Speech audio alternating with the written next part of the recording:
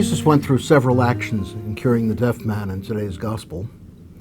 He touched the man's ears, spit, and touched his tongue. Then he looked up to heaven and groaned. We tend to look upon the cross as something that happened at the end of Jesus' ministry. The Gospels, however, were written under the shadow of the cross. Every event in the life of Jesus portrayed in the Gospel is connected to the cross. Was the groan of Jesus when he cured that man a groan from the cross? One of the amazing things about us as human beings is that we think there is something wrong with the world.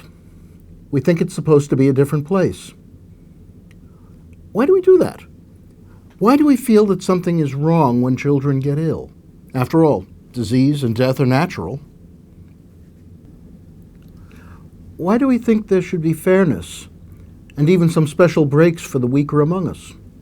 What about the survival of the fittest? Why do we feel that accidents are evil, or that volcanoes, earthquakes, and typhoons shouldn't occur? This is the planet we live on, and there is no other available. Something in us rebels against the facts. We may not be able to say what we think the world should be, but we know we don't want the one we've got. In other words, we have a hunger for salvation. We desire to be freed for something better. Christians know the source of our desire is the fact that God has created us to share in the life of the Trinity.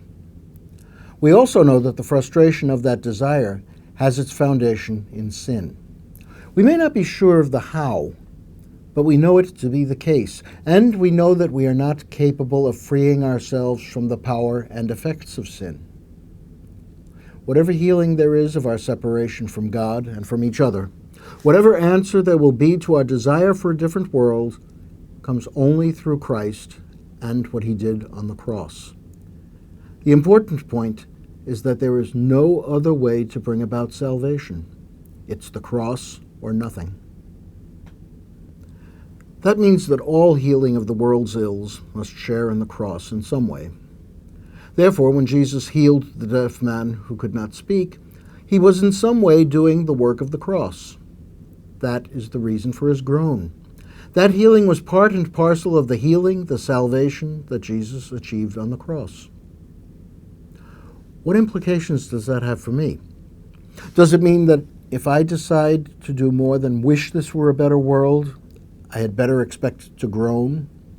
Is the only way to fix the broken world to allow myself to be broken?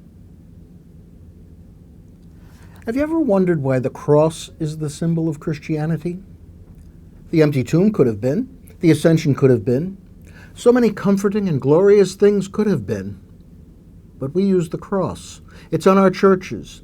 It's in our homes. It's marked on our bodies when we're baptized, and we renew the mark each time we pray. The answer, then, is one we knew all along. The way to make God's love present in this creation is to groan with Christ. Anyone who has tried to share God's love with the world comes to know that. Our willingness to groan, to offer real healing to the world, will be the salvation of the world. Our groans will lead to a resurrection.